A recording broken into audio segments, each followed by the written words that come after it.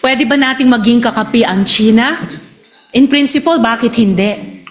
Pero pwede ba nating maging kakampi ang China kung ipagpapatuloy niya ang pinaggagawan niya sa ating karagatan, sa internet, at nagsimula na siya, laban na sa mga opisyal ng ating gobyerno, both sa executive at sa legislature.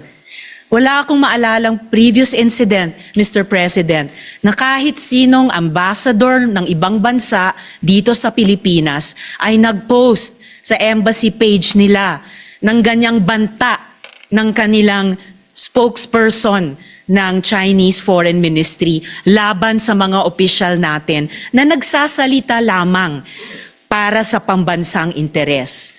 Pati kay Senator Erwin, meron na po silang post na Mr. Senator.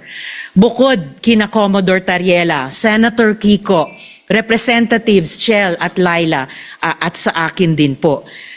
Pwedeng maging kakampi kapag itinigil yung ganyang mga gawi ng isang hindi kakampi. Mga gawi ng isang hindi kaibigan.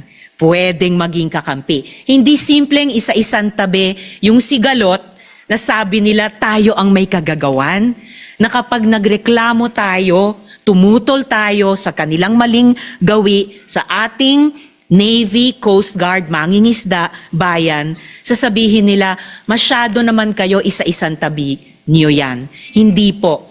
Yan ang gustong mangyari ng isang bully tulad ng gobyerno ng China, na hindi sila maging accountable sa ginagawa nila sa atin at simpleng iaatras natin ang ating pagreklamo. Wala pong bully, whether sa playground o sa rehiyon o sa mundo, na nagrespeto sa binubuli niya, liban kung tumindig ang binubuli niya. At yan po ang ginagawa ng ating bayan, yan po ang ginagawa ng ating mga opisyal na ngayon nilalait-lait po ng Chinese government at ng embahada pa nila dito. Taliwas po sa mga obligasyon nila sa ilalim ng Vienna Convention on Diplomatic Relations. And again, Mr. President, in closing, I would like to take strong exception. Hindi po patutsada. Hindi po patutsada ang ginagawa ni Commodore Tariela.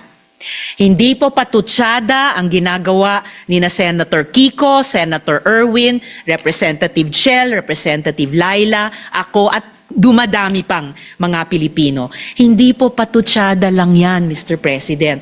Yan po ay seryoso at marubdob at sa kaso ni Commodore Tariela matagal nang pagtutol sa maling pagtrato sa atin ng ibang gobyerno at pagtaguyod po sa interes ng ating bayan.